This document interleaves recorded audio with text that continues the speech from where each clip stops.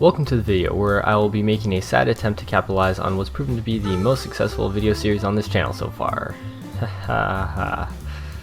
To be serious though, with all the graphics cards I have right now, I will probably be making quite a few of these videos in the near future, even if I won't be benching the cards until several weeks or possibly months even after the fact. As you can see in the title, this video is for my RX 460.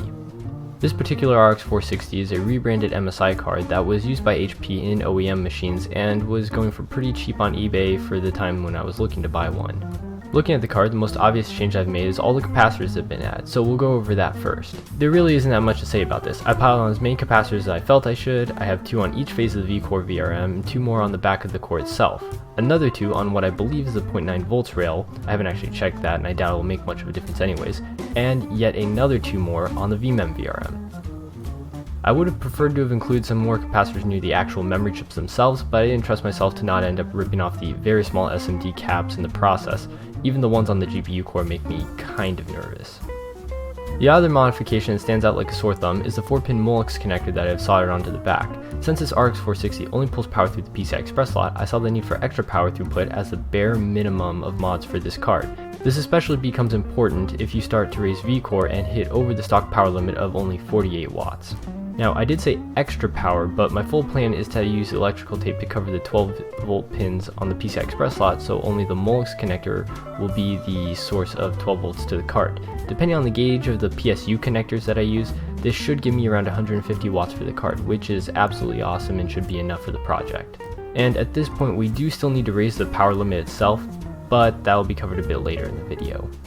Moving on, the only voltage rail that I've bothered modding on the hardware level is VMEM. The PWM controller for the memory is a GS7256 by Green Solutions Technology that I think might just be a rebranded part from Nico Semiconductor, but don't quote me on that. Getting voltage control is quite simple as it's a PSOP 8 package and you just need to solder a potentiometer between the feedback pin, in this case pin 6, to ground. I used a 50 kilo ohm pot as the stock resistance was 4 kilo ohms. I would also like to mention here that the datasheet for the GS7256 is labeled as confidential to GS Tech, but they seem to keep it on a web page that isn't behind any kind of authentication wall. Yet. I'm not sure how much of a difference memory voltage control will end up making, but it should be noted that I was able to bench this card at stock with the memory slider maxed out at 2000 MHz with no problems. In the end, I didn't end up modding any other voltage rails as I'll end up being limited by cooling, and within Sapphire Tricks, I can raise the V-core by a 200 mV offset, which should be enough for what the core will probably end up doing frequency-wise, but in the end we'll have to see. Changes can always be made in the future after all. Now, I just mentioned that I would be limited by cooling, and you're probably thinking, dry ice can't be that limiting, and that would be true if I was using dry ice on this card. Unfortunately, despite everything I have tried with BIOS modding and flashing different BIOSes to the card, it has a cold slow bug. In case you don't know what a cold slow bug is, imagine it as being a situation where GPU's temperature gets below 0 and it begins to act as if it is detecting a maximum temperature that it can read. This leads to the card running at the slowest clock speeds it can, which is a state that is put there in order to save the card from killing itself. Since this is a problem, I was forced to come up with an even jankier solution. This is an Arctic Accelero Extreme 3M 2.5? It would be 3 if it had 3 working fans, but something was broken on the end fan and I had to bypass it to get the other 2 fans to spin. To add to the jankiness, I didn't have any screws that were small enough and long enough to use with the standard mounting plate, so I had to attach it with zip ties. Neither the prettiest nor the most secure way to mount a cooler, but the temps are good, which means I'm happy. As a bit of a final side note of the cooling solution, I did also mount some small blue aluminum heatsinks to the V-core MOSFETs, and that should be enough to keep them cool. As for covering the BIOS mods, I felt like I should treat this part of the video as a sort of step-by-step guide. Not that I really consider the rest of this video to be guide-level quality, but this was the best way I could think of to clearly show what I had done. So as with any BIOS mod, I did save the bios.rom file to my drive using GPU-Z, which is what you should be doing. You should also definitely make sure to save a separate version of the backup somewhere else in case the copy you work on nukes your card.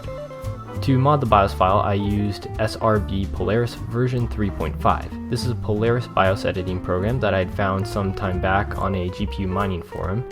I'm not sure what forum exactly that was, but googling Polaris BIOS editor should be enough to find it or an equivalent editor.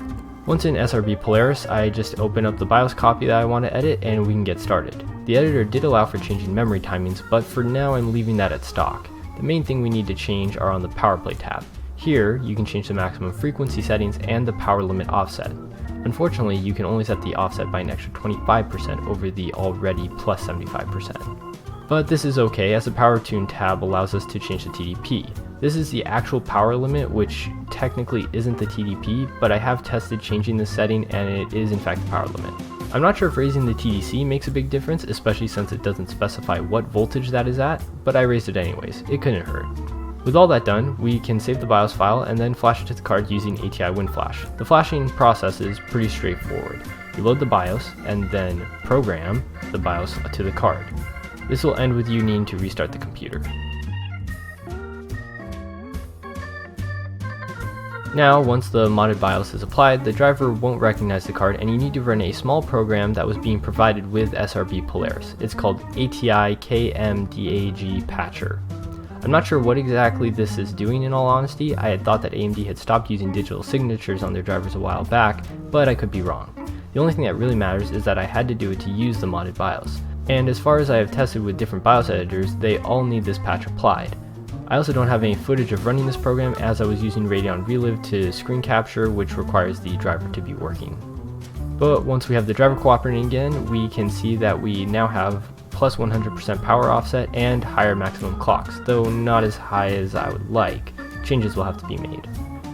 And here we are at the end of the video. Not really sure what to say at this point. The card works and I hope to be benching on it soon. I'm still considering whether I want to bench the card with a cold CPU or not. Right now I only have a Ryzen 5 1600 for a platform, but I'm not sure if that will really make a notable difference considering that putting it on dry ice will only net me an extra 300 or 400 megahertz on CPU core.